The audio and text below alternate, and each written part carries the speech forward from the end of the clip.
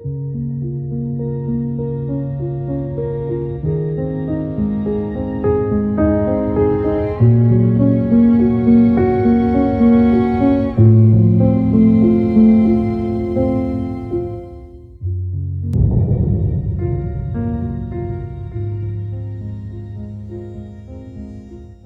human beings first craned their necks skyward, the celestial bodies above have captured their hearts and minds.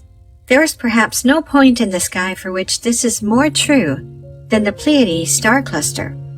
Located in the Taurus constellation and visible from the North Pole to the South Pole, the Pleiades have held a place of prominence in nearly all cultures on Earth, from the ancient Egyptians, Romans, and Greeks to the indigenous tribes of North and South America, to Asia and Scandinavia and beyond, all the way to our own modern astronomers and scientists.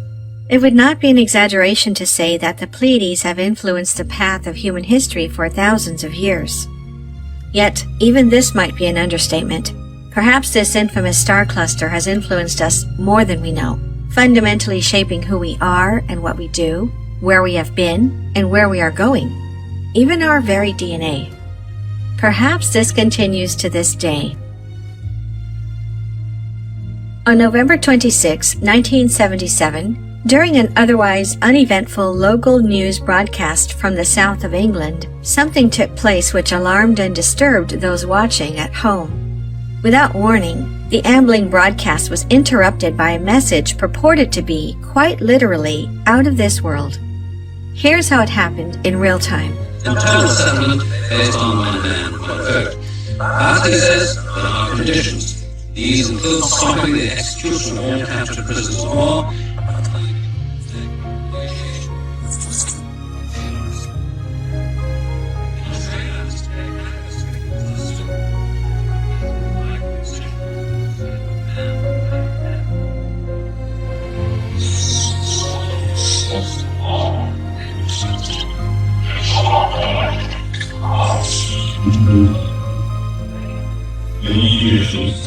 Jesus lights seeing on its lessons down to us existence and this by the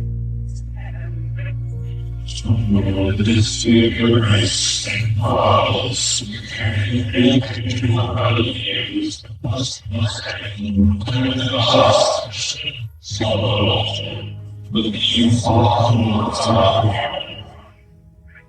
Sister of the church, and as the causes to create us. The new entry of our practice. Last, hallelujah, the words of translating sacraments and furies. You still know this. Trusting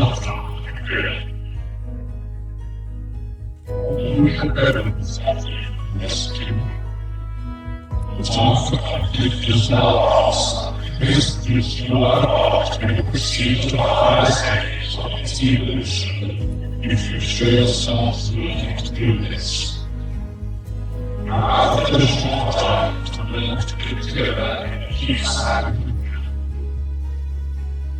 Soon will have to learn this, and exist also apply to the whole minority.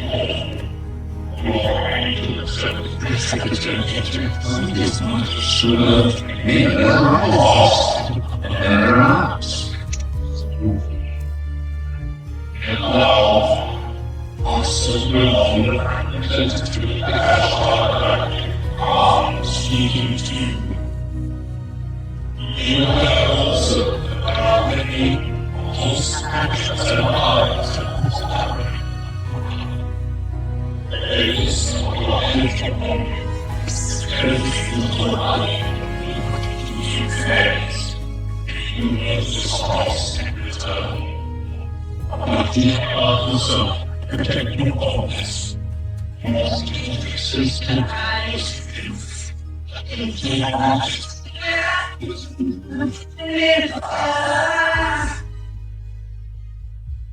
radiation goes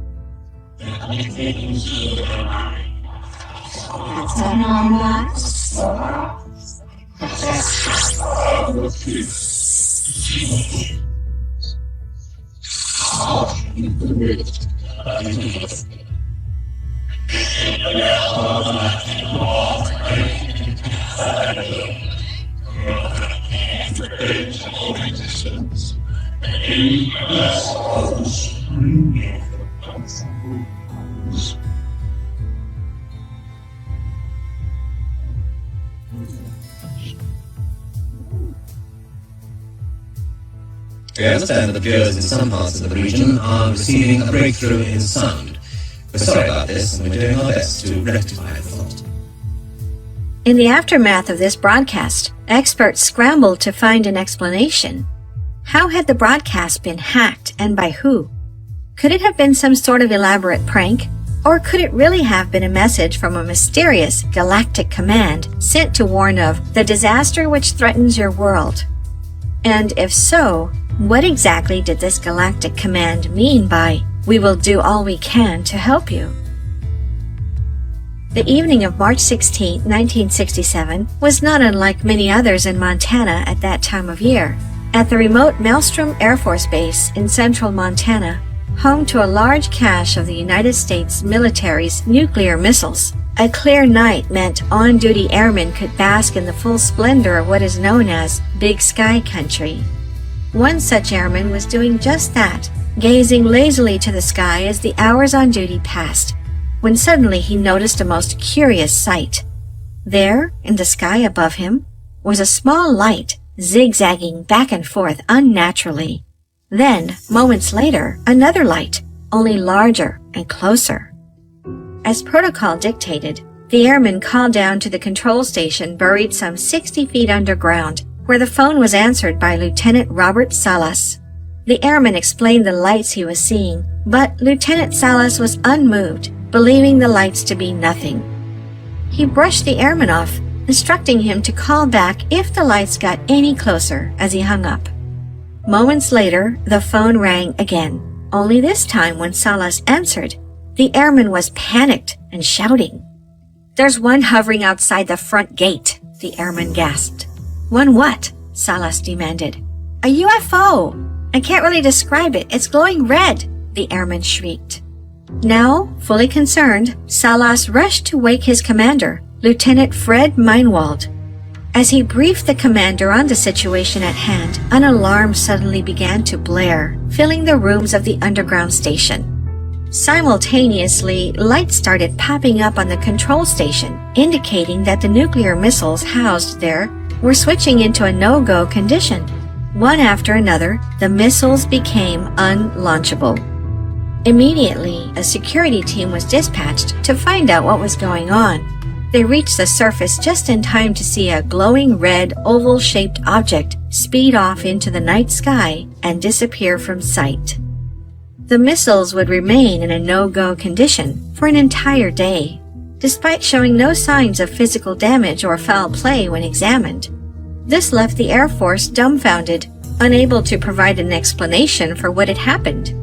But Robert Salas had an explanation, one that remained in his mind for many years.